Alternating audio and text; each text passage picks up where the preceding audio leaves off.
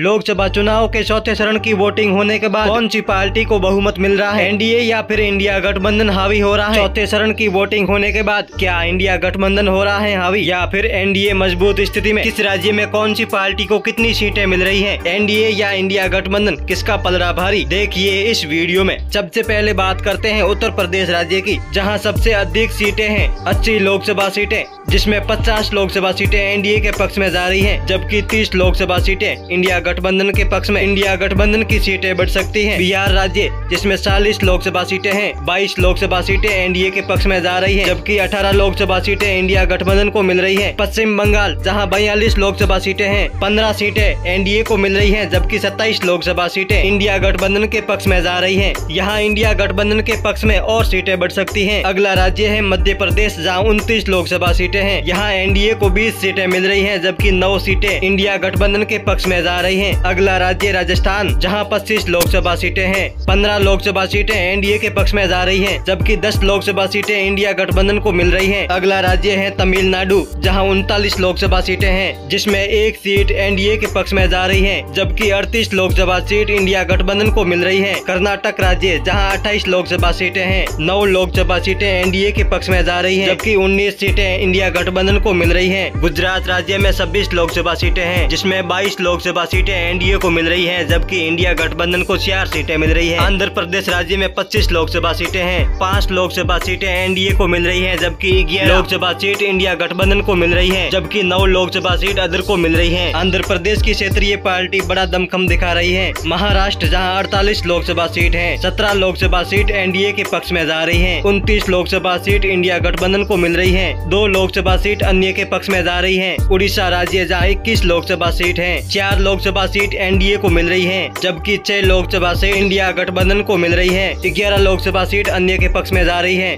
तेलंगाना राज्य, जहाँ 17 लोकसभा सीट है, 6 लोकसभा सीट एनडीए के पक्ष में जा रही है, जबकि 11 लोकसभा सीट इंडिया गठबंधन को मिल रही है। झारखंड राज्य में 14 लोकसभा सीट है, 7 लोकसभा सीट एनडीए को मिल रही है, जबकि 7 ही इंडिया गठबंधन को मिल रही है। अगला राज्य है केरल, जहाँ 20 लोकसभा सीट है, यहाँ 1 लोकसभा सीट एनडीए के खाते में जा रही है, जबकि 19 सीटें इंडिया गठबंधन को मिल रही है। असम राज्य, जहाँ 14 लोकसभा सीटें हैं, यहाँ 7 एनडीए को मिल रही है, जबकि 7 ही इंडिया को मिल रही है। पंजाब राज्य, जहाँ 13 लोकसभा सीटें हैं, यहाँ 1 लोकसभा सीट एनडीए के पक्ष में जा रही है, जबकि 10 लोकसभा सीट इंडिया गठबंधन को मिल रही है, 2 लोकसभा सीट अदर के पक्ष में जा रही है। छत्तीसगढ़ राज्य, जहाँ 11 लोकसभा सीटें हैं, 6 लोकसभा सीट एनडीए को मिल रही है, जबकि 5 लोकसभा सीट इंडिया गठबंधन को मिल रही है। हरियाणा, जहाँ 10 लोकसभा सीटें हैं, यहाँ 4 बीजेपी को मिल रही है, जबकि इससे पर इंडिया गठबंधन का कब्जा है। दिल्ली, जहाँ 7 लोकसभा सीटें हैं, 2 लोकसभा सीट एनडीए को मिल रही है, जबकि 5 लोकसभा सीट इंडिया गठबंधन को मिल रही है। जम्मू कश्मीर व लद्दाख, जहाँ 6 लोकसभा सीटें हैं, 2 लोकसभा सीटें एनडीए को मिल रही है, जबकि 4 पर इंडिया गठबंधन का कब्जा है।